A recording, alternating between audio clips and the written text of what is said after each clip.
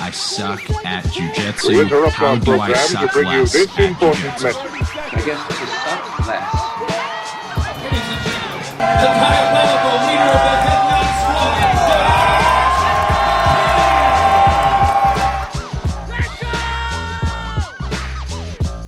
Hey everybody, this is Josh McKinney, and I just want to welcome you to the newest episode of the I Suck at Jiu Jitsu Show. So today, I have the privilege of sitting down with one of my black belts again. Eric Huebner has been on the show 2 different times, and both times we talked kind of competition mindset. And this time, we talk competition mindset, but we talk about it in a very different way, in a very different manner. We go through some of these matches that Eric has had in combat wrestling. This is still a newer grappling art, and Eric is considered one of the best to ever do it. And you guys are going to really love the conversations that we have, because I think we do a really good job of kind of putting you in the moment, letting you get the feel of what it's like to compete at a really big national, worldwide event with all the pressure, with all the controversy, and we let you feel that. But also, while doing that, we take a look at what is going on in Eric's mind. And as I made the joke on the last question and answer episode that we did, Eric is my version of David Goggins. He really is somebody that he understands toughness at a level that I don't know if I've ever met anybody that understands mental toughness at that level, especially in the sense of competition. And it's really an awesome thing. But we even joke how it can be a detriment. It can be really hard on you in other parts of your life, and we talk about that, and we just really look at it from all kinds of perspectives.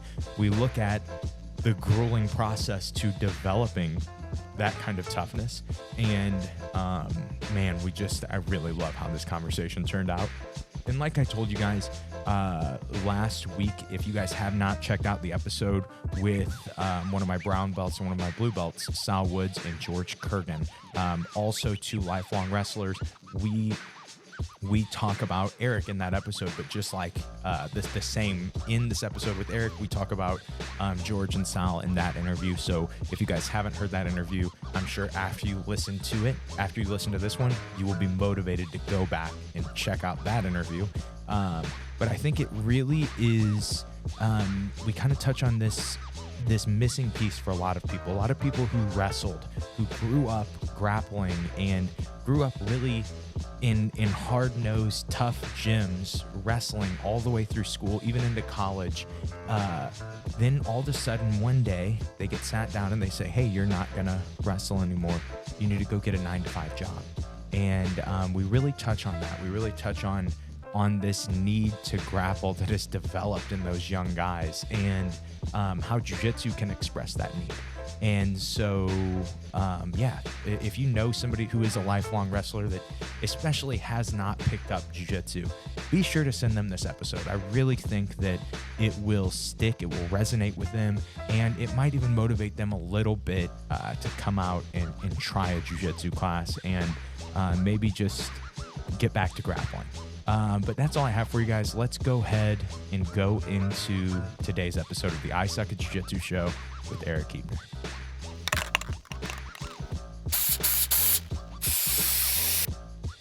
Oh, sorry. All right. Eric, how are you doing? I'm good, man.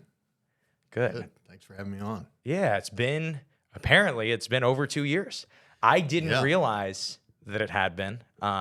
We were kind of not sure when we did the last one, what the heck we talked about, but I know we didn't have a good studio. I know the studio was It wasn't like this, that's for sure. I want to say it was one of the first episodes that I put on YouTube that wasn't a Zoom call. Yeah. You know? Yeah. And that makes such a difference, being in front of somebody.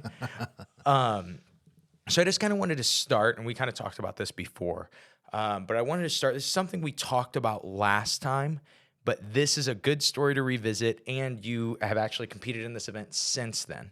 But I wanted to start, I think it was was it 2020 or was it 2019? The Combat Wrestling Worlds was in St. Louis. Oh, 18 or 19. Was it even 18? Yeah, Okay. maybe Okay. 18, Yes, 19? because I think there was like a skipped year because of COVID. Yeah. Yeah. And so, for that, I kind of wanted to, first off, what even got you into hearing about that sport? We were at a tournament, and some random tournament somewhere. Somebody was talking about it. We were both there. I don't know where we were, but I remember this guy talking about it. You and I are not fine detail guys. No, no. We were somewhere in the United States. We know we grappled people though. We were somewhere in the United States, and we had both won our tournament. I want to say it was a new breed tournament. Anyways, and somebody was talking about it, and they had mentioned something to us as we were standing there talking. We were taking a picture or something, talking about how they just saw us in no-gi. They really liked it. We should try combat wrestling. And I asked a few questions, and I'm like, never heard of her. I didn't know what he was talking about. He kind of explained the rule set, and I said, that sounds amazing. That's right up my alley. And I'm like, bro, did you see me pull guard in all my matches? Why are you telling me this? Yeah. And then I just started looking it up, started researching it, started figuring out the rules, started asking guys at practice to practice it with me, try to figure out the rules, how I can make it work to my advantage and all that stuff. So and then sooner or later, here comes the tournament. Here comes nationals, and I signed up immediately. So, and nationals are, well, even before that, what is combat wrestling to somebody who does not, for jiu-jitsu guys, it's not combat jiu-jitsu. It's not wrestling with slaps. No, right. Combat wrestling is more, I guess I consider it a freestyle scoring. They're looking for big throws, right? So they're looking for high arching, belly to back throws. They're scoring fives for those throws. They're scoring takedowns from feet to butt, feet to back. Feet to belly is nothing. Mm-hmm. So if I sweep single you and you just drop to your knees, I get no points. Mm-hmm. Right? So they're looking for high intensity, kind of freestyle scoring. You can have pins, so-called pins, where if I hold you in side guard without having a leg hooked or anything, if I can hold you there for, I don't remember what it is now. It was like 30 seconds, wasn't it? So yeah. You get an extra point or something. So it had some different rules to it, but I definitely liked it. It was and then there's submissions. And there's full submissions, and if you don't get anything on the ground in about 30 seconds, they stand you right back up. Mm-hmm. So it's a very action-packed.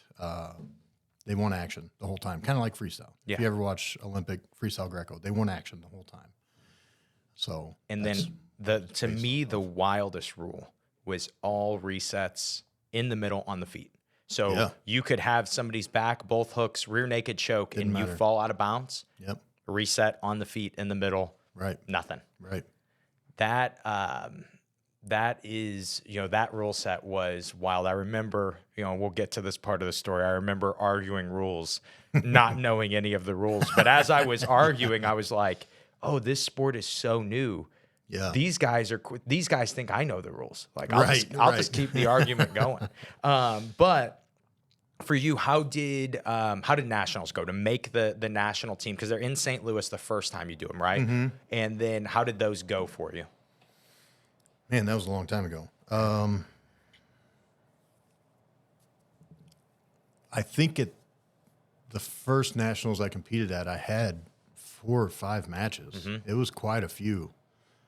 It was a pretty good-sized bracket, and it was single elimination. I remember that. I mean, I remember winning them. I don't know. I don't remember how it went. I think I had one pretty close match. I remember that. Like 3 or 4-0. Mm-hmm. It wasn't an outstanding win. It was a good win against a really tough guy. I remember the guy, Gabe, and he was a super tough dude. I got a good takedown, in the first couple minutes and kind of held on to my lead from there. But other than that, I think they were, pretty dominant wins as far as 10 to 15 to 0. That was my main goal. My main goal was never to finish anybody. It still never is. I don't like that. I like to positionally dominate, point whore everybody. I well, like and that. you tech people in love combat that. wrestling. Yeah. I do too. Like in jiu-jitsu, you get mounted 3 times. Like, what are you doing? That's embarrassing. Yeah, what are you doing Yeah. getting mounted 3 times? It's called mount, bro. Yeah. And so, I really liked just the uniqueness of the rule set. But then we go to St. Louis again. They're having the World's Tournament at St. Louis. And so there are a bunch of countries that have different representatives. And in your division is, at the time, the king of combat wrestling. From what I had heard, yeah. Yeah, from what, and so that was kind of the research that we did was like, oh, this dude is tough. Where was he from? Was it Bulgaria? Bulgaria? Yeah. I was gonna say Romania, but I knew it ended. I knew it was one of those, Yeah. countries that's IA. not not America. I knew he wasn't American. Yeah. And this dude, just guessing, was probably 6'5", 350. No, I don't know exactly how tall he was, but he was, if I remember right, he was probably 6'2". You think? Yeah. I mean, Bro. he was maybe 6'3". He looked like Maybe me. he was 6'5". He looked He like was me big. standing next to you, with you standing next to him. Yeah. There was a point where you were on his back. The first match that you have, spoiler alert, and this is like any jiu-jitsu tournament, it's one and done. But first match you have, I remember this point where you spin behind him from a front headlock, and it might have even been from a sweep single, but you spin behind and you get both hooks in and connect your hands, hold on to his back, and I remember he stood up. Yeah. And for people that are just listening, you're not a light guy, Eric. No. You were probably, 265 at the time? At the time, 260, 265. So 265, and he stood up, and you guys were out of bounds, so they stopped. And then he threw you off of his back without losing his balance at all. Yeah. Like you do to little Jeff sometimes at the gym when he's annoying you. A little mosquito on his back. Yeah. It was. And I remember that moment vividly. Is like, I was calling the team like, hey, somebody bring a gun. Yeah.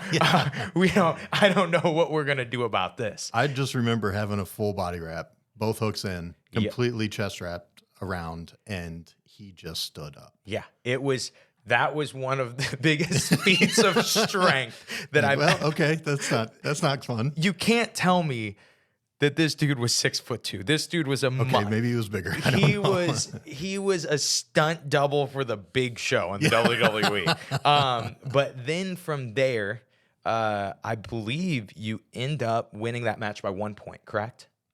Yeah, our first match, I had getting both hooks in is another point in combat wrestling. If you sink both hooks, it's a point. And what had happened was you're not allowed to go around the chin for like a rear naked, right? You're not allowed to go around the chin. Anywhere on the face is illegal. And when Dumb. Yeah, it is dumb. Don't tuck your chin, I know. man. You know? Talk about a tough action sport, Yeah. and they're like, you know what? Don't touch his face. Yeah, you're I'm like, going to tell me that your rear naked choke defense is to tuck your chin? Well, that's what he did. Yeah, come on. And it was very smart of him. Yeah. Because I did go around the throat, and I knew that rule. I did go around the throat first. I saw the ref come down to our level to look to see if I was on the throat, and I was. But he tucked his chin, and then that's when the ref stood back up. So the ref didn't see the entire process of what happened. But when Preslov lifted his head up, I was around his face at that time, which was illegal. He ended up standing up. We went out of bounds. The ref didn't catch it at the time. Later on, he challenged the match. They went through the video. It's like the last 90 seconds of the match, you stay ahead that point. Yeah, And kept the point. At the end of the 90 seconds, they challenged. They challenged it. And so then it was like this controversy. I remember this is where I come in. I've been pretty irrelevant in the whole coaching thing, but I'm like, okay, I know how to argue for my guy. I think I send you away. Like, hey, Eric, just go into the corner, go chill out. You're gonna have another match today, and start arguing this. And they're like, well, he did go around the chin. That's illegal. I'm like, yeah, but you let them not wrestle for 90 seconds where my guy was ahead and didn't need to produce offense. And so that was kind of my argument. And then they're not having it. And so the trump card, I don't know if I've ever even told you this, but the trump card that I threw was I go, okay, well, him throwing my guy out of bounds like a child has to be illegal too. We challenge that. And literally all three refs that were like, they were going the other way. Yeah. They all paused. And they were like, he's right. Like they were both. I never do that. Yep. And so that was this pause. I don't know the rules. You could have been allowed to do that. Right. You could have been allowed to hit him with a steel chair. I don't know. And I was just like, I know how to argue for my guy. And so I just throw that, and they go, give us a second. And I was like, okay, I guess that did something. Yeah. And they come back to me and they go, hey, there's only one answer. They got to wrestle again. And I was like, that's the only answer? Yeah. I thought there was another answer. We won. Yeah, right. And I remember, and this is kind of why I wanted to start with this story. I remember your knees swollen up, you're beat up after that match. Oh, yeah. And I remember walking over and going, hey, Eric, you got to wrestle again. And you go, what? And I shook my head, and you go, okay. And just walked away. And I don't think we've ever talked about this. I don't know what your mindset is. I think you get about 30 minutes. What were, if you can remember, the thoughts going through your head in those 30 minutes? Oh, I definitely remember. Okay, let me hear it. That was a rough patch of my life, that 30 minutes. Yeah. Preslov was so physical. Mm-hmm. And I feel like I'm a physical grappler. Mm-hmm. I club pretty hard. When I sink something in, I sink it in pretty hard, and I feel like I'm a physical guy on my feet more than anything. He was twice as physical as I was. Yeah. And that got in my head, and I beat him because I was more technical, not because I was more physical. Mm-hmm. And that was the first thing I thought. I'm like, I have surgery in 2 weeks. I can't feel 3 of my fingers right now. My head, I think I had 2 black eyes after the match. My ear was halfway ripped off from the cauliflower. I was banged up. And that was the first thing for the first 2-3 minutes going through my head. Like, I don't know that I can do this again. That was one of the most physical matches I've ever been in. And I do remember that. I was sitting on the bleachers when you came up and told me. And I'm like, you have to be kidding me. You're joking, Josh. Yeah, there's no way. Like, we'll challenge something else. Yeah. My mind immediately went to excuses. It immediately went to, well, I want to challenge that he never took a shot. Yeah. I'm thinking, how can I re-challenge this and win this fight? And I remember that lasting for a good 5 minutes or so of making excuses in my head, trying to find ways to get out of this next match, trying to figure out how to weasel out, basically. And I went and got a drink of water, and I sat by myself, and I thought about it, and I'm like, I can get out of this. I can go talk to them about, I took 18 shots in 2 minutes. He didn't take any. I mean, where's the stalling in one? Let's rewatch that. I had all offense. He had 0. And I remember just stopping myself like, wait a second. Who are you? What are you thinking? Because going back to tech falls, I hated to pin people through wrestling. In junior high, high school, college, I didn't want to pin anybody. To me, it's the same thing in jiu-jitsu. The same reasoning I have in jiu-jitsu. If I submit somebody, this is just, I know this is not popular opinion.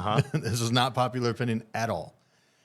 If I submit someone, you in your head, especially local, if I go to a St. Louis tournament and I submit someone in the first minute,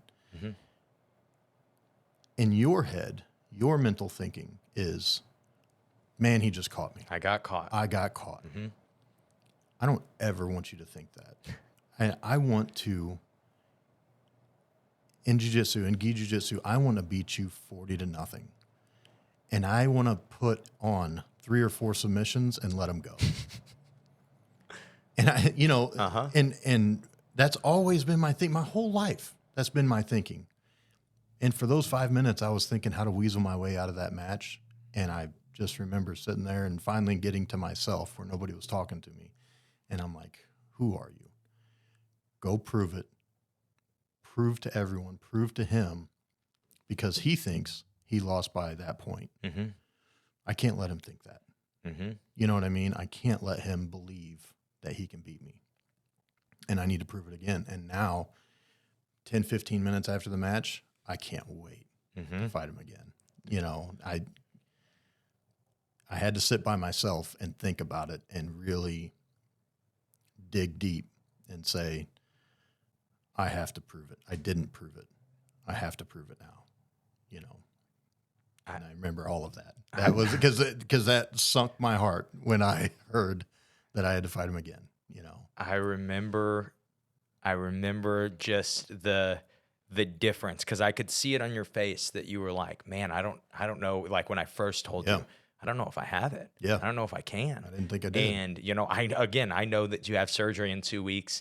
If you would have said, hey, Josh, pack up the car, let's head home, I'd have said, you know what? Normally I would have told you no, but I think this time, this one situation, maybe we pack up the car, we head home. Yeah. And then I saw you do the Huebner hop and bouncing on your toes, and I was like, oh, he's ready. Let's go have this match again. Yeah. And you put it on in the next match. Yeah. It wasn't close in the next match. No, And I I remember remember completely controlling the whole thing. You know? I remember about the first minute and a half, 2 minutes, it was a lot of hand fighting again. But then when the pace started from you and you started to realize like, oh, he's more tired than I am. I've got more than he does. Yeah. It was on. Yeah. I remember I went from coach to cheerleader in that moment of like, oh yeah, there's no more coaching that needs done. Yeah. We're just going wild now. And man, it was a great performance. Yeah. Thank you. Do you remember post match? Did it feel any different post match? It did. I knew it at that point. Yeah, I do remember. I remember walking over to you, hugging you, you breaking your watch. I did break that watch. Yeah. I remember being excited because it wasn't, because it was, I won, right? I ended up winning worlds. I beat the guy who's won worlds 2 or 3 or 4 years in a row. You know, I beat him. The only guy in that weight class that had ever won worlds, right? I don't know. I don't know all the history with combat wrestling. I know it's been, 8 years, 10 years or so going on. So I didn't know how many times. I knew he'd won it a couple times, at least. But I was excited for the win. I was excited for being a world champ. But it was more that, I proved it. There wasn't a question in my mind through that second match. I didn't say like, oh, I just need one more point. I can squeak by this. I was like, no, I attacked him the whole time. And I didn't question anything. I didn't question any foot movement. I didn't question any hand movement. I didn't question where my head was. I never questioned anything. I was out there to win, and that was 100%. And I proved it, that year. And then, I mean, fast forward, you this isn't the last time you do Combat Worlds. I feel, it wasn't the next year though that you got to compete again, was it? I believe it was. Yeah. Okay. So then it must have been 2018 and then 19 would have been 18 and 19, I believe. okay. Yeah. And yeah. so that would have been the next year. So how did the next year go of doing it? Worse. Yeah.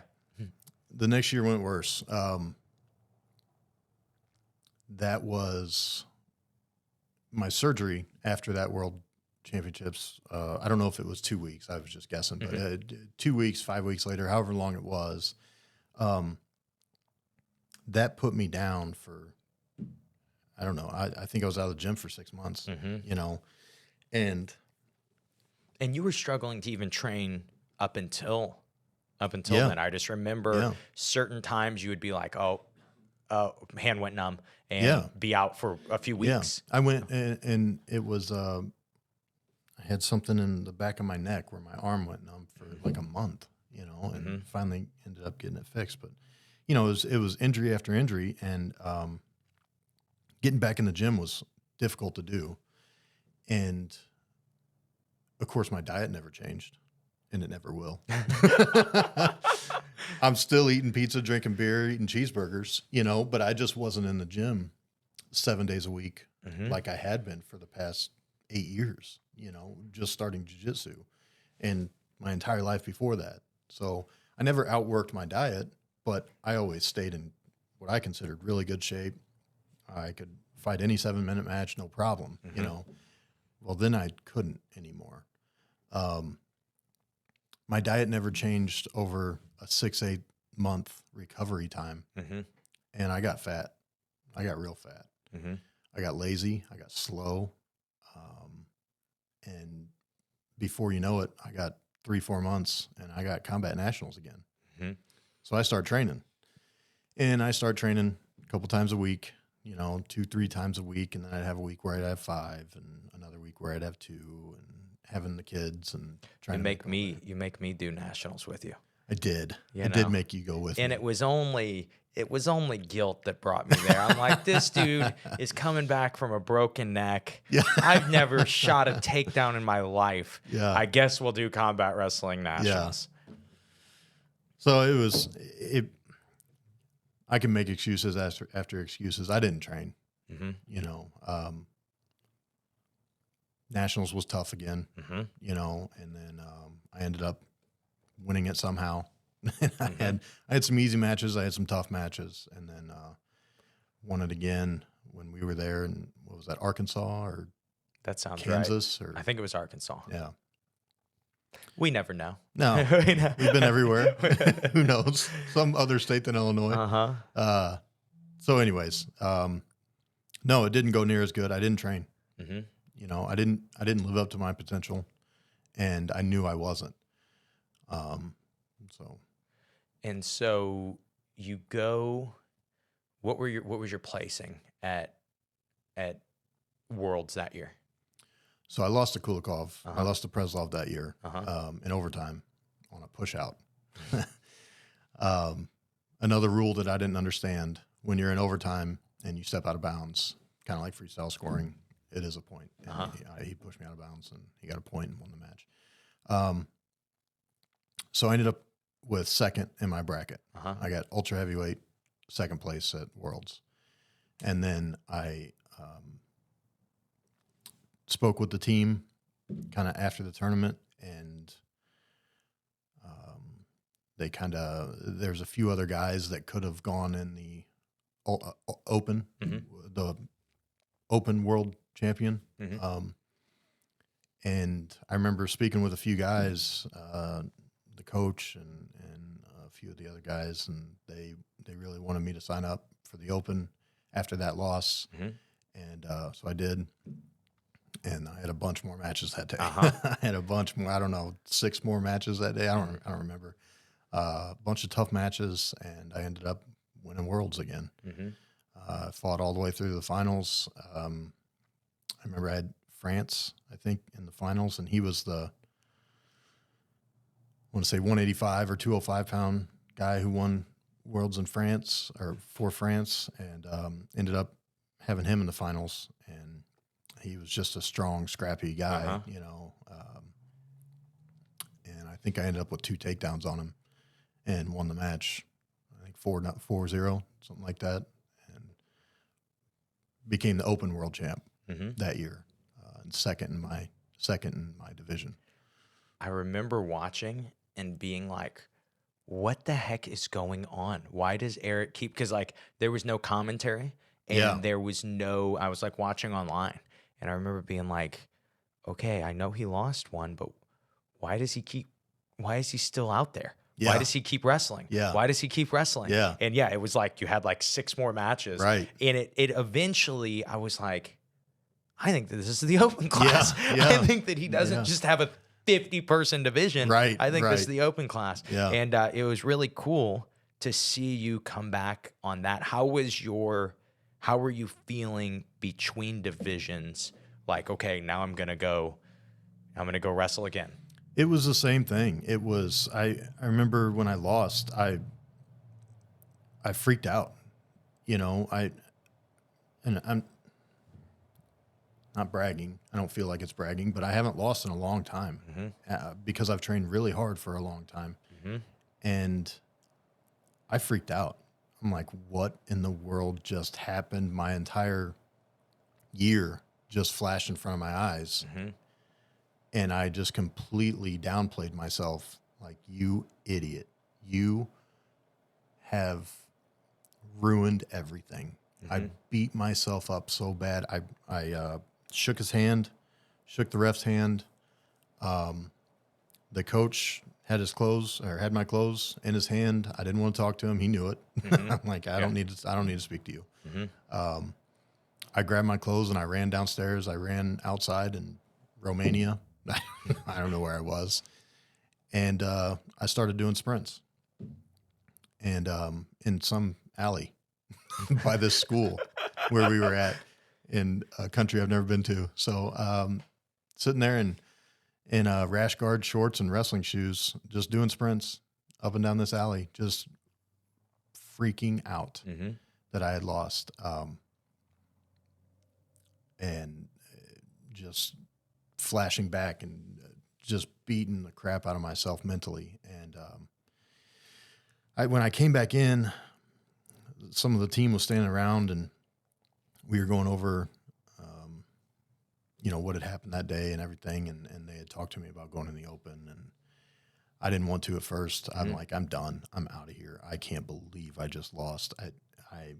I'm broken. Yeah. I'm mentally broke. Physically broke and mentally broke. I can't do it. And I remember sitting on the bleachers again, just ready to leave, ready to go home. And a couple guys came up and talked to me, and they're like, "Hey, we think you're it for the team. We've got a couple guys who are willing to go if you're going to say no, but we think you're the one who's going to sign up for the USA to represent us in the open." And as soon as I heard those words, my mind switched again. It's that switch that we talked about a few times. I have that switch somehow that I'm just like, okay, done. No more feeling sorry for yourself. No more beating yourself up. I'm done. And they signed me up for the open, and there was no losing at that point, and I just did everything I could to win the rest of it. And I had some tough matches. I had a lot of countries I'd never even heard of in that bracket. And I'm like, I don't know who this guy is. I don't even know what country he's from. What side of the world is this on? Yeah. And France? What is that? well, What is that? so that switch that turned me over, after winning that first match in St. Louis and then having to come back again, and then losing in overtime and then having to come back and fight 6-7 more times, it's what I was feeding my mind, right? What I was feeding myself, and I was feeding myself that I wasn't good enough. I can't do it. There's no way.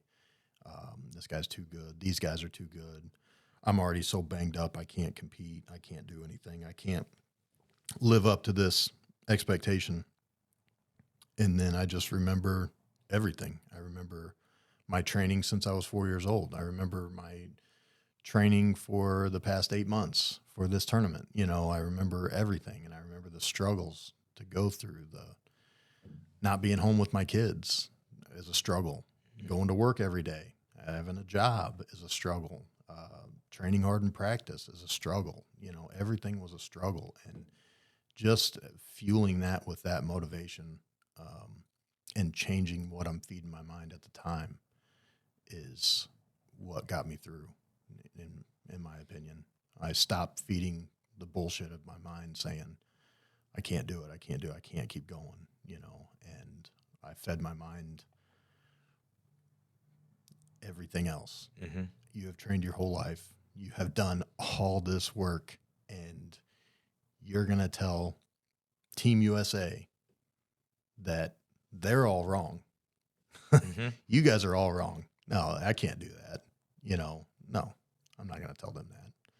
I'm going to go do it, and I'm going to kill everybody on the way, you know.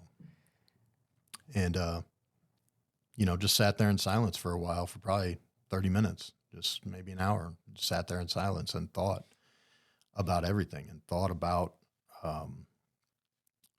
not necessarily my matches, just the life that I've led, right? The competition life that I've led. And it all leads up to every tournament. I don't care if it's Worlds. I don't care if it's St. Louis Naga. Mm-hmm. Every time I compete, it's the same way. Your entire competition career, your entire life, everything leads up to that tournament. It's always my mindset, you know.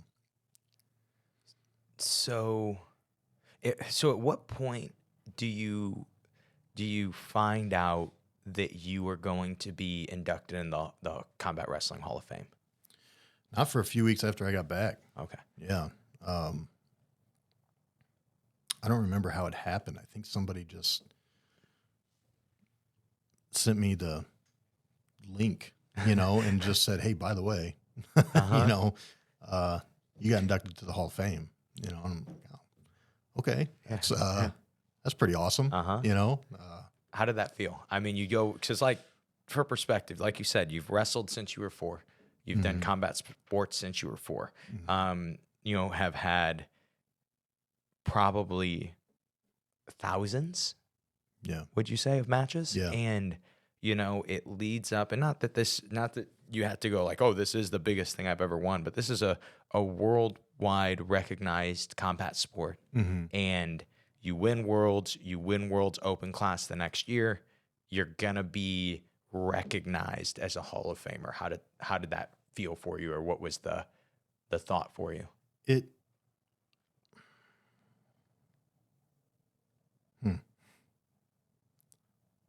Not good enough. Yeah. It felt good. Uh-huh. You know, it felt good to be recognized that way. It felt good to be a 2-time world champ. It felt good to be a Hall of Famer, but none of it lasted. It felt good for a couple days. You know, it felt good. I don't care if it's jiu-jitsu, it's combat wrestling, it's freestyle Greco, it doesn't matter. Getting to be in the Hall of Fame, it's what I thought was what I worked my whole life for, you know, and then what I realized was I don't think anything's ever going to be enough. I'm still going to go compete, you know, and it just puts more of a target on my back, you know. Little Jeff giving me crap every day for it. You know? Oh, Combat Wrestling Hall of Famer, everybody. I'm going to kill him tomorrow, by the way. No, it was good, but it wasn't enough. It still isn't. It still isn't enough. It's never going to be enough. I don't care what I win. I don't care if I win Worlds 10 more times. It's not going to be enough. What about 11? You know, why can't I do 11? Why can't I do 12? Why can't I do 13? You know, and that's probably just a competitor's mind or an athlete's mind. But, you know, now I'm master 2. And I'm like, why can't I? You know, I should be winning that. And then I should win it next year. I should win it the year after that. And, you know, it's like the rings they got us for being world champ. And I put them on, and they're giant. They're gaudy. They're huge, you know. And I'm like, I can't actually wear these anywhere. But my wife gives me a little bit of crap about it. She's like, yeah, you can't actually wear those, and it's, when we talk about it, this was past, now we talk differently about it, but when we talked about it before, she's like, what's enough?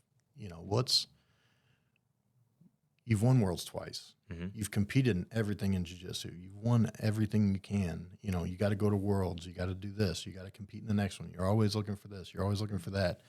And it's the same thing as being put in the Hall of Fame. It's like, yeah, but I only have 2 rings Mm-hmm. on my finger.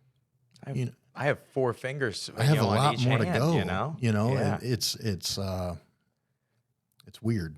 Uh-huh. It's never enough. Do you think that same mentality is the mentality that clicks in at the time where you say to yourself, all that training, all these competitions have led to this moment? Do you think that those two things are related? I guess those two thought processes of it's never enough. Yeah, absolutely.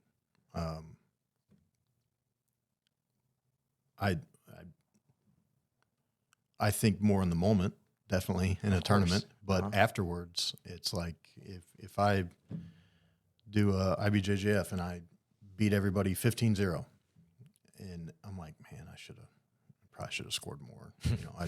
It's just that feeling like you're just never doing enough, and I'm never scoring enough points. I don't care if I beat him 100-0.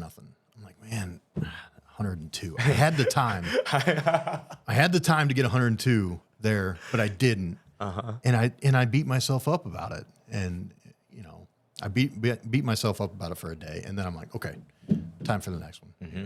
So, but yeah, I do think that those two mindsets go hand in hand with each other, So for somebody, because to me that the competitiveness, it's something that you do need to compete at the highest level of anything. Yeah. You just don't talk to people that make it to the highest level of things and don't have a thought process that is similar. Is there something that you look at or some things that you look at that you go, man, especially for jiu-jitsu athletes specifically, like this is how they could be developing that mindset? Because there are guys that have this desire to be this competitor, but they don't have the ability to push themselves yet, or to push themselves past where they think they can go. Absolutely. And so do you have any thoughts on that, on how someone could develop that? Yeah. Pushing yourself past the breaking point. And it's, our old wrestling coaches, they wanted to, and they told us this, I want to break you mentally every practice, not once a week, not once a month. I want to mentally break you to say, I want you to tell me I can't go anymore. And then I'm going to make you keep going. It's the same thing when you're in jiu-jitsu and you're training for worlds. When we're done with our practice, we see a lot of guys laying down. I'm dead, right? And me, especially being a big fat guy. I'm like, I'm dead. No, thank you. But for people to keep doing that and going through these practices and saying they're a competitor, it's not wrong. Mm-hmm. But in my mind, you're never going to be great, right? You're going to be really good, Mm-hmm. but you're never going to be great. Because at the end of an hour of practice, some guys stay and roll after, but at that point in time in your life, what is your priorities, right? So me now being 36, 2 kids, 1 on the way, like my priorities are my kids. I'm going to train hard and I'm going to do what I have to do to be ready for a tournament, because my mindset isn't that I'm going to try to be a 15-time world champ anymore. Mm-hmm. I want to watch my kids do what they do, right? I can't be as selfish as I used to be. Mm-hmm. But I can't explain how I was. Mm-hmm. And I was that way. And I still kind of am. Secretly, I still kind of am. I do still want to win it all. But anyways, it's those times when you go to open mat and you roll every round in a 1 hour period and you're laying on the mat and you're saying, I am dead. I was lucky enough to have those people in my life to say, you're not done. Mm-hmm. We don't have that as much anymore now that we're adults, but that's where your mindset has to kick in. Like, I am so tired, I can't move. Yes, you can. Yes, you can keep going. Yes, you can open those doors and walk through and get a workout in with some weights and then come back in and roll with another guy. You can push yourself past your breaking point. And that's the mind you have to have.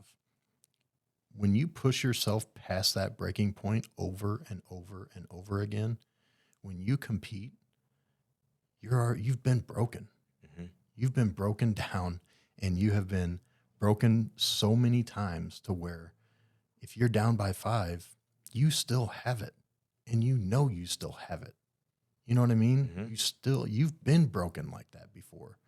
You were broken like that 2 weeks ago, but you still have that mindset to keep going and to score that 6, to be ahead 1.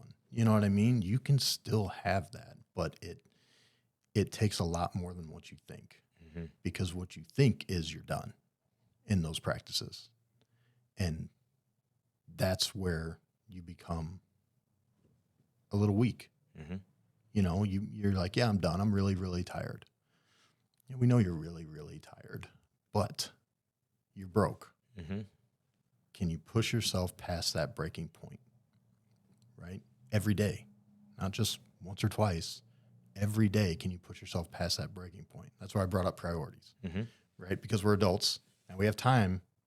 We can't be in the gym 4 or 5 hours a day, but you can push yourself past that breaking point every day that you're in the gym.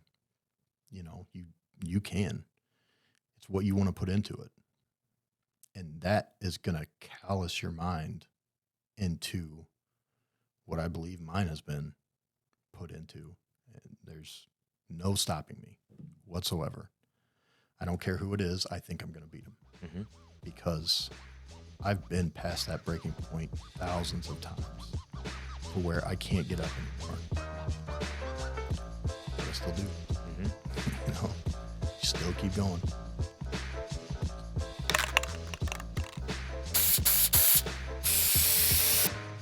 What's up, guys? Josh McKinney here. Just wanted to interrupt this episode and tell you about something really exciting that we have going on at simplifyingjujitsu.com right now as we speak. And that is this. If you want to level up your guard passing, if you want to have an understanding of guard passing that nobody in your gym, nobody that you compete against has, you need to understand distance from guard passing. More specifically, you need to understand chest over chest and excessive distance and the importance of these two distances and how these two distances make you unsweepable, unsubmittable while you are on top. And the more you can understand them, the more you can attain these two distances, the more you can bounce back and forth between these two distances, and the more you are immune to jiu-jitsu while you are on top. And the only way to get this understanding right now is with the seminars that I did at Watson Martial Arts and Parada Jiu-Jitsu over the last couple months. These two seminars combined for the price of one will change the way you look at guard passing. They will change the way you look at top in general. And they are only available at simplifyingjujitsu.com. And if you purchase these two seminars for the price of one, you also get a third bonus seminar, what we call the pinch. This is about a 35-minute seminar where we look at what upper body control actually is, what to actually do once you finally attain chest over chest, and how to keep it forever with very minimal effort and being able to put a lot of pressure on your opponents. And that is, again, only available at simplifyingjujitsu.com. We'll make sure to link it in the description. Let's go ahead and get back to the episode.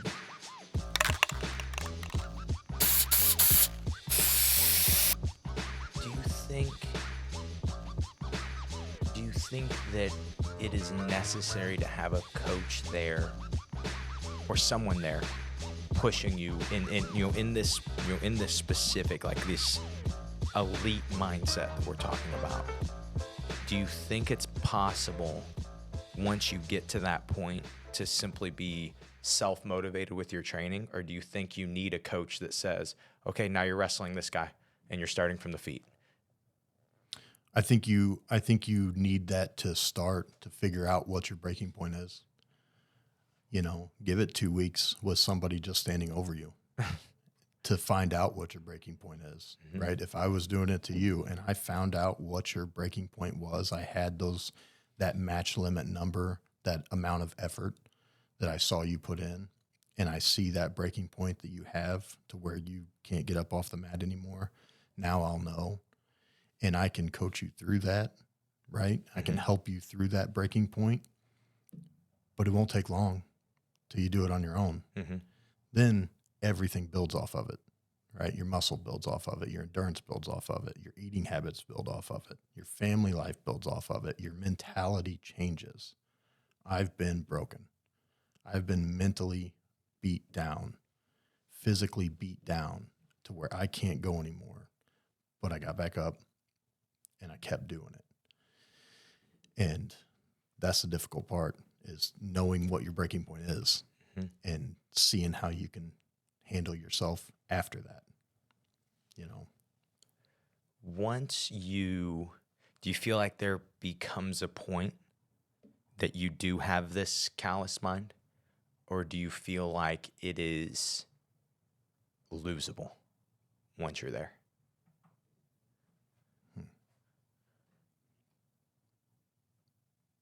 I feel like it's losable. Yeah. I feel like it is a calloused mind. It is a craziness, I guess, a mental disorder, right? It probably is. It definitely is. Okay. Yeah. It probably is some kind of mental disorder. Yeah, I'm not a psychologist, and I don't know the names of any countries either, but yeah, it's definitely, there's definitely something wrong. Yeah. Definitely. Yeah. Well, I know that. But, no, I do think it can be lost, and it's something that you have to continue to do, because your breaking point's going to change throughout your life. Me being 36 now, my breaking point's different than what it was when I was 25, right? Or is it? I don't know. That's the problem. Yeah. Right? Because I've definitely lost what I've had early stages of jiu-jitsu, but I can get it back. You know what I mean? If I want to prioritize that, then I can get it back. You can find your breaking point again, and know what it is. If you know your breaking point, I would consider you to be really close to unstoppable. If you've pushed yourself past that breaking point and truly know the breaking point, not really, really, really tired. Breaking point. I am broke. That's the point I need to get at, where I'm broke. For the past 2 years, I've been really, really, really tired, but I haven't hit my breaking point. You know what I mean? And that's what, we used to do on like Saturdays and Sundays. We would hit the breaking point, right? By 8 a.m., we'd have that breaking point hit. But we trained till 5. That's how much farther I can go. From 8 a.m. to 5 p.m. My practices would start at 6. At 8 o'clock a.m., I'm dead. I'm really, really tired. I think I'm broke. I just went through a 2-hour practice. I'm dead. But we didn't. We left. We went and got our running shoes on. We went for a 3 to 4 mile run. We got back. We went to the gym. We got a workout in. You got back. You changed clothes. You went back on the mat. I mean, your breaking point is nothing. It's something that you have to figure out that you can beat. You know what I mean? You can mentally beat yourself by finding out what your breaking point is and knowing that you don't have to stop. You're physically tired, yes. You're really, really, really tired, and you're mentally broke at that point. But how much longer can you go? To me, if your wife and kids, or if you're a single guy and you have that Saturday and Sunday, find it. Find what your breaking point is. Find that point where you go back in to change clothes for your next practice, and you sit down and you're like, I can't get back up. I'm having a really hard time get back up. I'm having a hard time drinking water because my hands are so shaky because I've practiced so hard already today. Find that point and then keep going and see what you can do. You know, What if we put, and obviously this does go back to priorities, but if we put a time constraint on somebody that,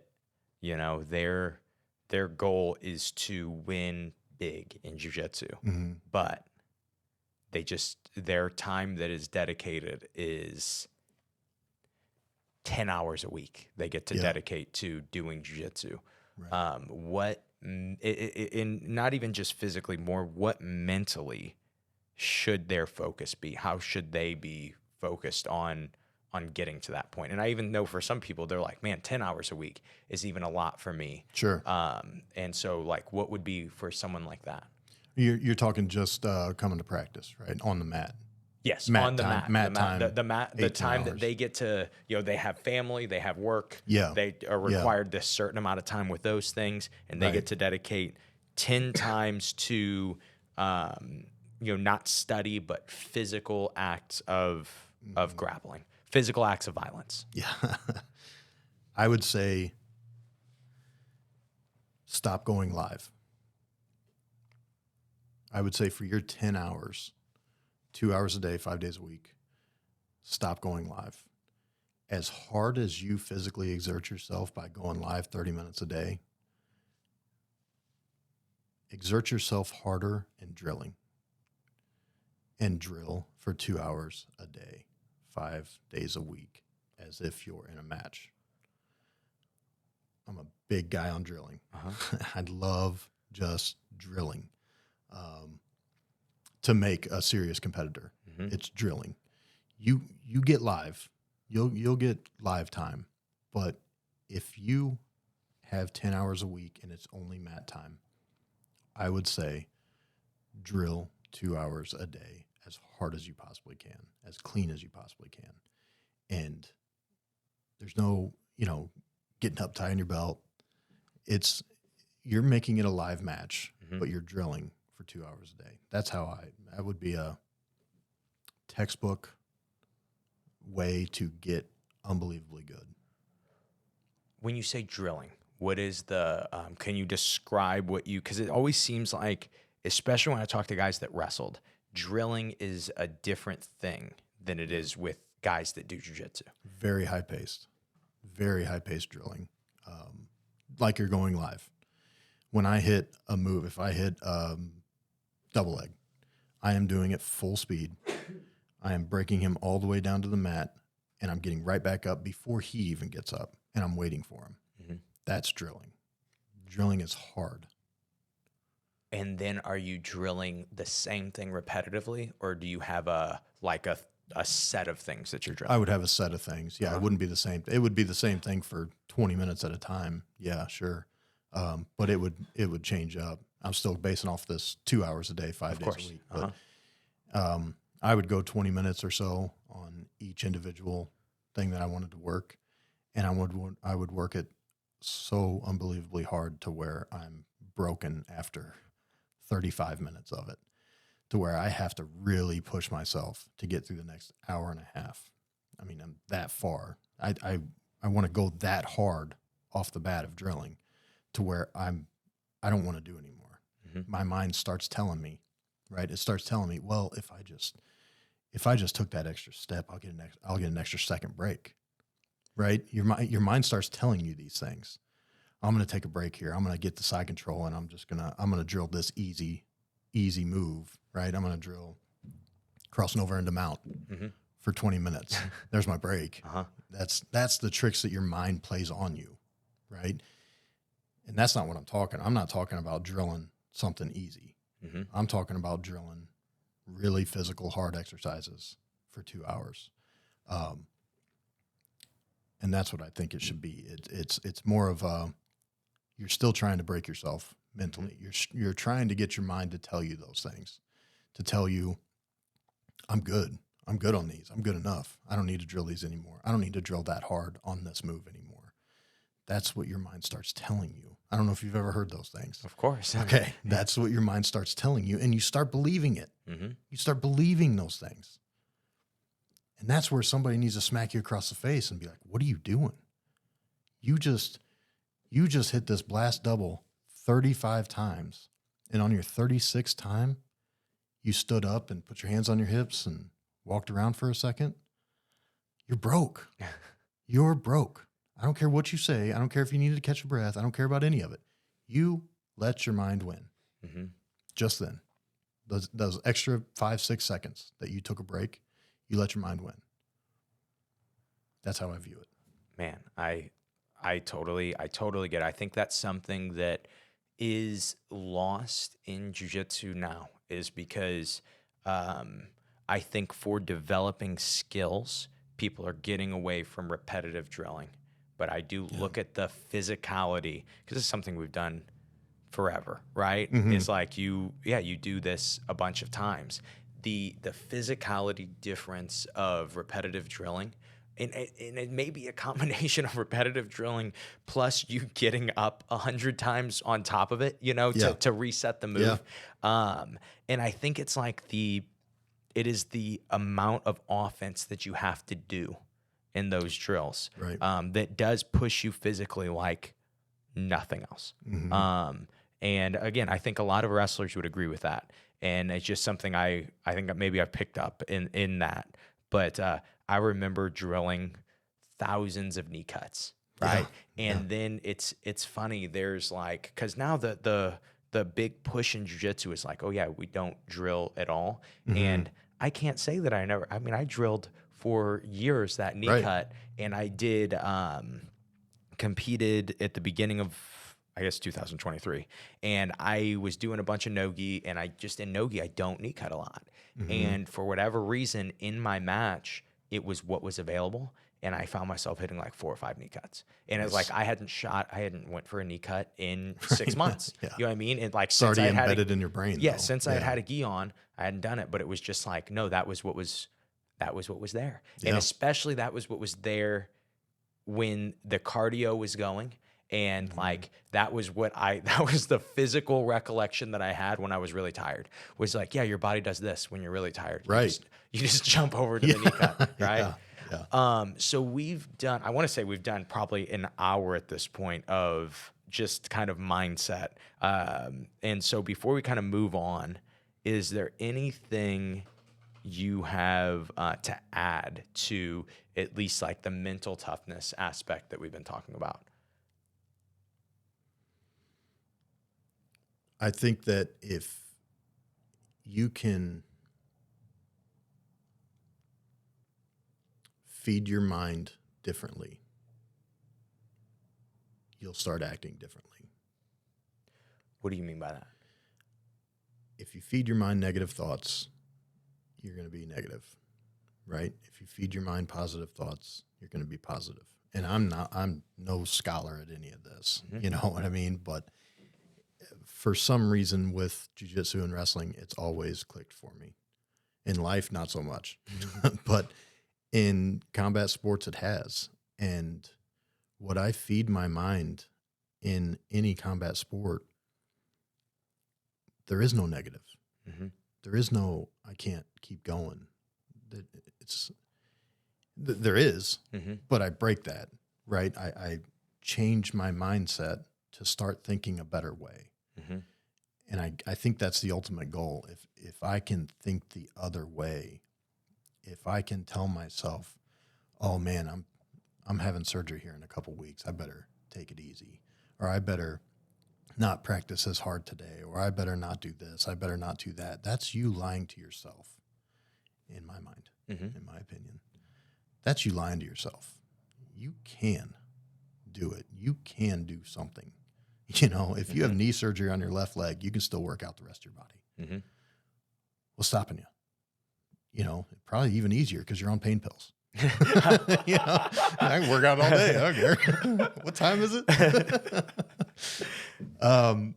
But just feeding your mind differently, you know, and those times that we talked about where I lose and I freak out and I feed my mind the crap saying, you can't do it. You're done. Mm-hmm. You are done. You're physically beat up. You're mentally broke. That's it. That's all you got. You gave it everything you got.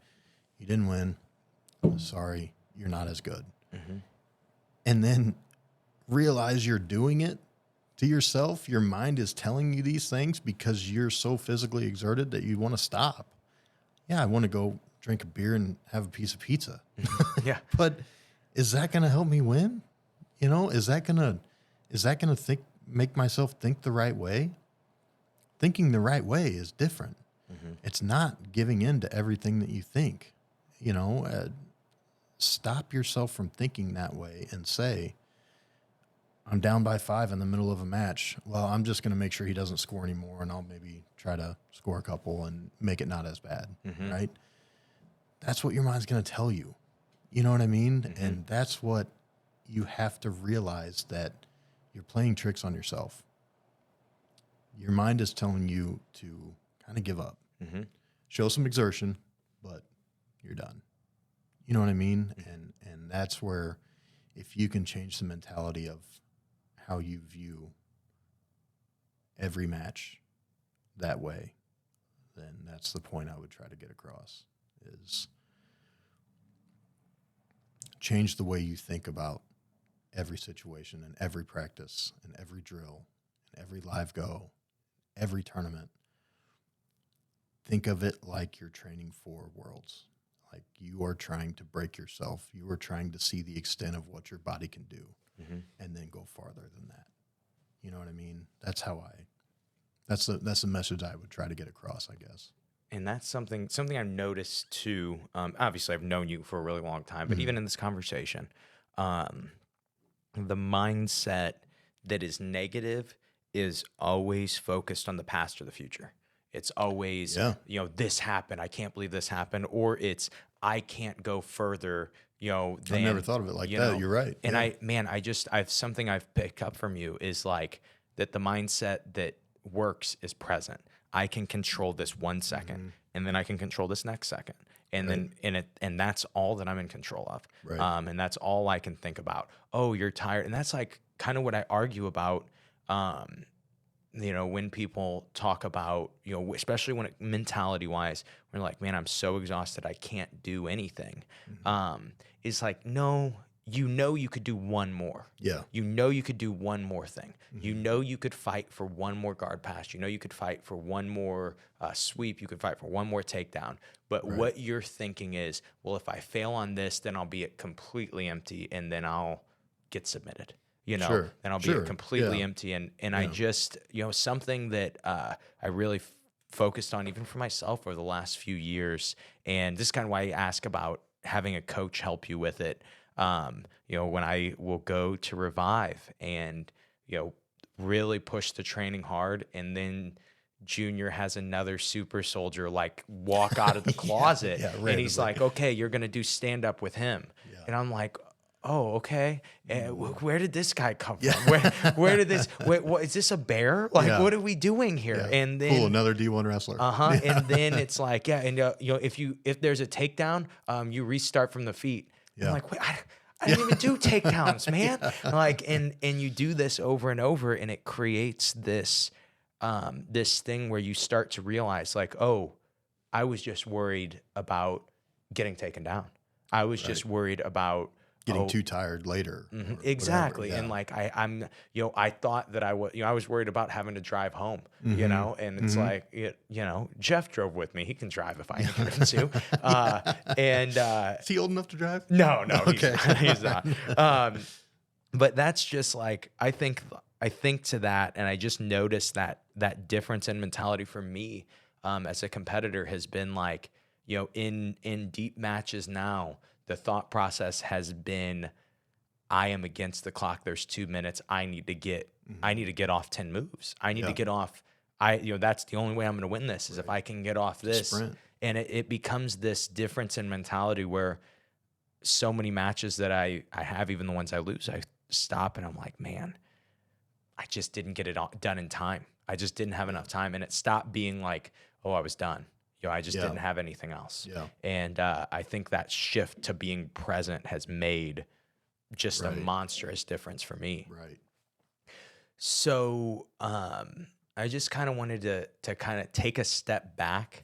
I know we've been very present with this conversation, but I was curious for you, and this is something I just recently, I don't know when the come out of each of these were. I just recently had Kurgan and Sal on together, and I was curious just about the shift from wrestling to jiu-jitsu, because I know so many guys that wrestled their whole life that absolutely should do jiu-jitsu. Yes. They don't make that shift. They don't come back and keep grappling. And so whether they get out of high school or they get out of college, but there just comes this day where it's like, yeah, you can't wrestle anymore. Now go have a job, now go do regular stuff. Yeah. And if you were to throw on a bathrobe or a rash guard, you could still grapple. Yeah. What was that transition like for you first? For me, I still needed it. I still needed a form of competition. But I definitely see the other side of that, which is a lot of people wrestle. Not a lot of people are great wrestlers, right? Good wrestlers will be able to hop right into jiu-jitsu and say, great, I'm going to keep competing in another combat sport. I feel like, again, my opinion, a lot of really good and great wrestlers, when they're told those words saying you're done wrestling, it's a relief. They've spent their whole life cutting weight, kind of being miserable. Wrestling's not a fun sport. No, it's not. Like, I've never came home from wrestling practice and been like, man, I had fun with my friends today. We had a lot of fun. I got to throw the baseball around, or I got to play football with my friends today. No, my friends tried to kill me. And I am missing a tooth today. It's not a fun sport. So I think a lot of guys, and I'm speaking for a lot of people, and I don't know who, but I think a lot of guys are more relieved to say, I'm done. I did everything I could do. I won some stuff. I lost some stuff. I placed high in some stuff. I made it to college, right? I'm done. Thank God. And that's where you'll see some other guys come in 2 and 3 and 4 years later, because they realized, they're like, oh, wait, I missed something. Something's missing in my life, and that's it. I need to go to jiu-jitsu. So that's what I think about that. I don't know if that fully answered your question, but I see a sign of relief with a lot of wrestlers just saying, kind of done. I've went through those struggles. Of course. Don't really want to go through them anymore. And that's their mind playing tricks on them. And that's where guys like me, Sal, Kurgan, all those guys start talking to those guys, and we're like, hey, you need this. You would be great. You would be a great asset to the gym. You'd be great at this sport. We think mentally you need this. You need to get back in it, back in something like wrestling. And this provides that outlet, And man, that's the big thing. You just touched on it. Mentally is where I see so many guys that I don't know what it is. I don't know, I don't have any scientific evidence to back, but there's something about growing up grappling that it just becomes a part of you. Maybe it becomes a part of how you express yourself. And when then the guys, they have to stop doing it, and then they just they never do it again. It's for most people, it seems to be really hard. It seems to be this really, just not mentally healthy thing. It's not, right. It really isn't, especially if you're a lifelong wrestler. And especially if you were an accomplished wrestler, especially like George and Sal, very accomplished wrestlers. Going into coaching for them was a big outlet, right? But it's like they needed more, you know, and I'm speaking for them. I've never talked to them about this, but I would assume they're in the same mindset as they needed a little more. You know, they need that edge again. They need that killer instinct back. You know, they had it for a long time. Then they might have been relieved. Now all I have to do is give back to my sport. All I got to do is coach. I'm still around it. I'm still enjoying it. I'm teaching kids. I'm having fun. But and I can't wait to ask them this or until they hear this, because I want to hear their thoughts on it. But I would almost imagine that they knew something was missing. They knew that they needed this, you know, to be sane, you know, because being an accomplished wrestler, and I definitely separate being just a normal wrestler to being an accomplished wrestler, because being an accomplished wrestler means you've sacrificed a lot. And I would guarantee that every accomplished wrestler that has been off the mat for over a year or two is not mentally good. You know, they're not. Call it PTSD or call it whatever you want. It's something that they need. They need it. And that was something interesting. You know, this is kind of why I brought up wanting to have those two guys on, was because I was talking to Kurgan at a point, and I'm like, hey, you know, like, because he's just been in. I don't know why he had been in, you know, and never really had that conversation. And I'm like, hey, you should compete, man. Yeah. And he's like, I don't know. He's like, if I did that, he's like, it would be different. He's like, it would be a different thing for me. Yeah. And he's like, I like what this is now. And he's like, I like getting to do what this is now, and it be an outlet for me, and it not be competition. And even for that, like, you know, I think a lot of people are like, hey, wrestler, you should come and train at our gym because we need more competitors at our gym. Right. Yeah. But for me, I just look at it even from the stance of like, even if you don't compete, the beauty of jiu-jitsu is you are helping so many guys on the team. Yeah. But you're helping them physically. You know what I mean? You are a body for them. And so many of the guys that do compete, there is this weird part of you out there where it's like, he ain't getting single-legged. No way. You know, he ain't, you know, I was in a specific single leg this year, and I remember being like, you know, and it was supposed to be a good one. And I remember being in the situation and thinking to myself, oh, I've been in much better single legs than this. Yeah. You know, I've been in thousands of better single legs than this. If I can defend those, I'll defend this. Yeah. And, you know, and you see that and you go like that can carry over, and it can be, you know, I don't know. It's not the same. It isn't the weight cut and then the competition and then gorging yourself with food, you know, it isn't that, but it is something. And, I do think that, you know, so many guys could benefit that are like, man, I used to wrestle and I need something. It doesn't have to be jiu-jitsu competition, you know? No. Some guys it does. Yeah. You know, it just absolutely does. To me, it still does. I know. I have to compete. I have to. And that's what motivates you to train. Yes. Right? Is if there's not a competition, it's like, why am I training, bro? What am I doing? Yeah. But like for someone like George who finds happiness in hanging out with his friends, you know, who finds happiness in jiu-jitsu class, you know, like I just think that, you know, jiu-jitsu can be different for different people at different times. And I see this and I'm like, you know, but then there's still times that it's like, hey, it's got to be competition for me. Yeah. It's just what it is. For me, I'm still the same about like competing.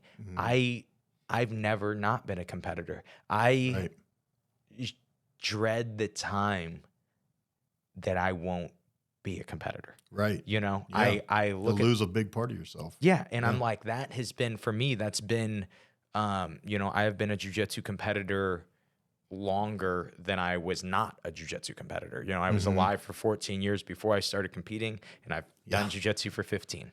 And it's like, I'm at this point where I'm like, I don't even know how I would be able to. You know, we'll cross that bridge when it comes to it. Yeah. But I do see that for myself, and I can't be like, oh yeah, just for everybody it can be this way. But I know for a lot of guys, it can just be something that is enjoyable. And I think it is. And again, I haven't talked to him about this. I can't wait to hear it. But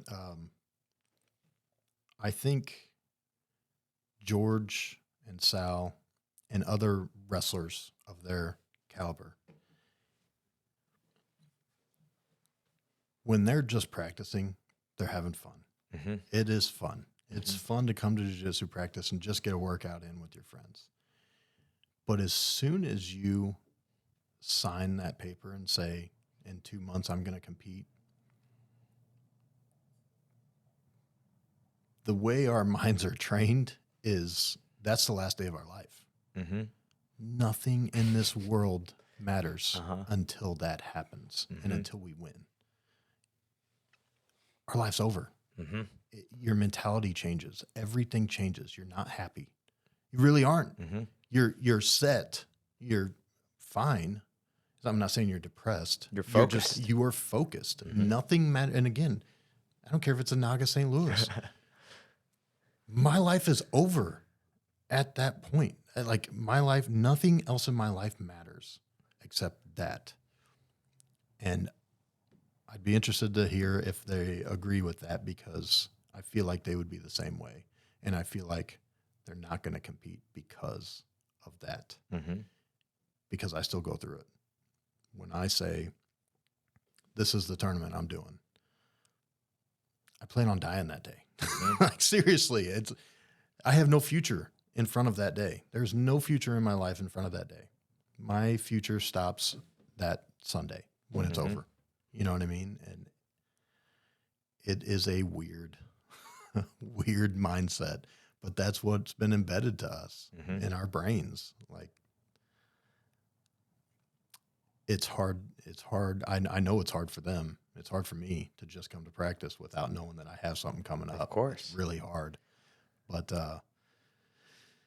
I hope I can someday talk them into competing again, to get that feeling back, to get that killer instinct back, and say, when there's enough space for you guys to all train in your own corner, yeah, I'm into that. We need a bigger gym. Yeah, we're gonna need a bigger gym. We're good with the subfloor, but yeah, we're gonna need more space, man. Yeah, it's interesting that you asked that, because I think that's what it would be. His life would completely change. You know, it really would, because of where his mental state would be at that point, saying, I'm getting ready to compete again. His mental state would be off the charts, you know. When he started to explain to me why he didn't compete about 2 minutes into his 10-minute explanation, I'm like, look, dude, you don't have to compete. I get it. You're right. It's not a good idea. You don't need to do it. You know what? Just enjoy this. Just have fun with it. You know, like, you know, because there is, it is something different. I get that feeling of, you know, this tournament is all that matters. That's it. This is it. And then, like, if you win, this tournament didn't matter. Nobody at cares. All. Yeah. This is so stupid. Not good enough. Yep. I'm going to go somewhere else. If you lose, like, this tournament was all that mattered. Makes for a long life. Yeah. Oh, yeah. So sometime we're going to bring on a psychiatrist, and we'll have him talk to us about jiu-jitsu competition and competing. And no, you need to be inside of a mental institution. Yeah. And so, you know, but until then, we'll talk about how to be a good competitor, you know, until that stops mattering. Right. We'll just talk about that. Yeah. So we're getting kind of towards the end, and I'm sure we'll kind of dig in on this, but something I've been finishing the podcasts with lately is what is some of the best or the best jiu-jitsu advice that you've ever gotten? Or just what springs to mind when I say that. And we can even extend it further into just grappling advice, just for you. The first thing that pops into mind, I don't know if this is fully going to answer the question, probably, but is, I think I've talked about this on a podcast before, is when we were talking about Bo Nickel. If you're getting ready to fight Bo Nickel and you know it for 2 months, you're not going to train how to be a wrestler, right? Mm-hmm. And some of the best advice I've ever got was from you and your dad, and it was, once you're at purple belt or higher, train what you're good at. Mm-hmm. Train what you want to be good at. Yes, I'm still going to work everything else, but train what you're good at and be better at it. That's always stuck with me. Mm-hmm. I've always loved being in somebody's guard because I think I can pass anybody's guard eventually, Mm-hmm. right? I feel that way. It might take me a few minutes. It might take me an hour. But if you give me an ample amount of time, I'm going to pass somebody's guard. And it's because I've been good at it, but I trained it so much more because I knew I was good at it that I feel like I became great at it Mm-hmm. now. Great at passing guard, and I'm great at staying on top. Mm-hmm. And that's because I didn't spend 5 hours one night drilling X guard. Mm-hmm. I know how to do it, and I can, if I get put in a position, I can get there and I can get back to the position I want that I'm better at, right? I mean, I don't know if that fully answered your question, but drill what you're good at. It's so funny that you say that because actually in the Kurgan and Sal episode, we talk about this same thing. I think Kurgan had asked me about like, how do I get rid of my wrestling to do jiu-jitsu? I said, well, you shouldn't. Doesn't make sense. Yeah. I go, and I gave the example. I remember vividly the conversation between you and I want to say it was right when you said, hey, you're going to be my coach. I'm going to train at Head Nod. You're going to be my coach. And you said, what guard should I be working? Right. And I go, Eric, if someone with your wrestling prowess, if you were to get taken down and put in a guard, how long would we need to train that guard for you to be good enough against that guy that took you down and put you there to be able to sweep him? And you paused, and I remember like seeing you think about it, and you go, I don't know if I could ever sweep him. Yeah. And I said, then why are we worried about guard, Eric? Then why don't we just wrestle? Get better at what you're good at. And I think for someone who's brand new, you need to find what you're good at. Yes. And I think even I'm talking myself, right? Of course. Coming in as a wrestler. Yeah. And I think even for, mastery, you need to be able to deal with every situation. Right. But that doesn't mean that you have to say, well, the techniques on the wall read this, and these are the techniques I'm allowed to use. Mm-hmm. No, if you're on bottom and side control, the goal for all of us is to not be there. Right. Right. And it doesn't, I know we could shrimp, we could do all these other things that are considered jiu-jitsu, but to me, it's grappling. And when we're grappling, sometimes you have the goal, right? And you go, it's like the same conversation we had with Sal, like, I would rather just belly down and be in front headlock. I've been there for years. Yeah. I'm going to be in a much better So spot. be there. Yeah. I've always been taught to not be in side control. Right. Yeah. Then especially, and I don't even think, I know we're saying this like as this is just competitive advice, but I think if you're trying to be good at grappling in general, you look at the situation and you say, well, how do I best get out of this situation? Maybe I don't have an answer and I need an answer, but a lot of times you're like, I feel better by bellying down and wrestling up. Right. And I remember that conversation. I think that is, man, nobody's ever answered that question with any advice that I've given them, right, Bryce? I think that's the first time that I've given somebody the best jiu-jitsu advice that they've gotten. Well, it was you and your dad. Okay. I'll give you 50. Okay. Yeah, Okay. Yeah. 50-50 It was, there. yeah, it was probably more 90-10, you know? I was probably like, you know what, Eric? You should play X guard, bro. You should play. Let's just focus on rubber guard for you, man. Well, that was, in my early days of jiu-jitsu, I mean, I did focus on everything. I wanted to be an expert at jiu-jitsu, right? And I still never consider myself, even with a black belt, I don't consider myself an expert at jiu-jitsu, but I don't know anything I can't teach, really. You know what I mean? I'm better at teaching the stuff I'm better at, but I can still teach X-guard. I can still teach Berimbolo, even with the Berimbolo belly. I can still teach that stuff because I know enough about it, right? And I know how to get out of the situation or get into the situation, whatever the case may be. But I'm not just disregarding everything else. You know what I mean? When I'm really training, I'm training what I'm really good at, And it's like, and when we talk about that, it's like we're talking offense, right? When we're talking about the guard that you're playing, that guard is offense. Yeah. Most of your job in jiu-jitsu is defense. Most of your job in grappling is defense. If you have the best shot in the world in wrestling, but you cannot stop a shot, you suck at wrestling. Yes, You're a terrible wrestler. Right. And it's like the same goes for jiu-jitsu. You don't need a whole lot of offense.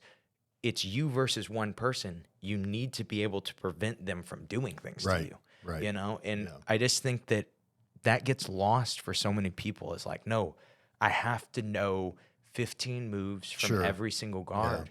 And it's like, dude, when I'm in competition mode, especially, I'm playing maybe one guard. Most likely I'm avoiding guard completely, and I'm playing it, in a weird way where I'm like, no, my bottom game is just about getting on top.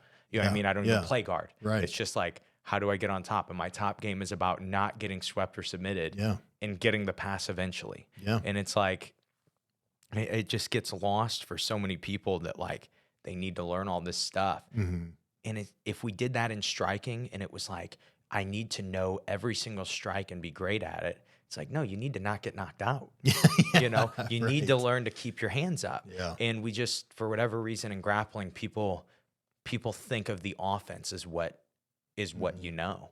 And it's like, dude, the offense only matters if you're good at the defense. Yeah. But I think if people thought of it that way, of saying, yes, I need to know it, right? I need to know it to eventually I'm going to be put in that situation. Eventually I'm going to be put in that different guard, whatever the case may be. And I'm going to know, I'm going to need to know some things from there. But when I'm going live every day, I'll probably do it a couple times, but then I'm kind of done. Yeah. You know what I mean? I'm like, I'm going to do what I'm good at, and I'm going to get better at that. But I still need to know it. Through everybody's jiu-jitsu journey, I do think they need to know a lot of things as far as moves go. But as far as drilling them every day, that's not how I see you getting better. You know what I mean? My thought on it. Yeah, I think we're in agreement. Eric, anything you want to say to finish? I don't think so. Thanks for having me on again. Man, thanks for being on. I really enjoyed this. I look forward to when we get Jeff Scholes to be a psychologist for us and tell us about our mental issues. I want to be on a podcast with Jeff right here. Yeah, that's what I'm saying. Like, and he would be like, so Josh and Eric, how does that make you feel? I'm just gonna fight him. Let me show you how it makes me feel. This is how I feel. All right. I'm gonna show you how to physically. It will dominate you for the rest of your life, Jeff. I just want you to know that. I like it. I like it. All right. I think that's about it. Thank you so much for being on the show, Eric. Yeah, man. Thanks for having me.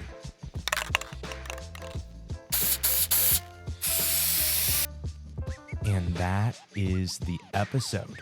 Thank you guys for checking this one out. This one, once we got done with it, as soon as we were kind of like turning off all the lights in the studio Bryce looked at me at a point and said, wow, that episode was intense.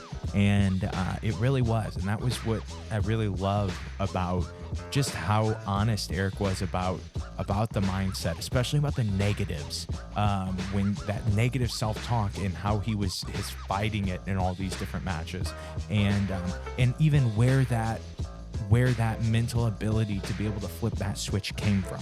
And I really think Eric's somebody that I could probably just have on the show every couple months and it never be stale. And so I'm sure that we will get him on the show again soon, because people always just love these interviews that we do with him.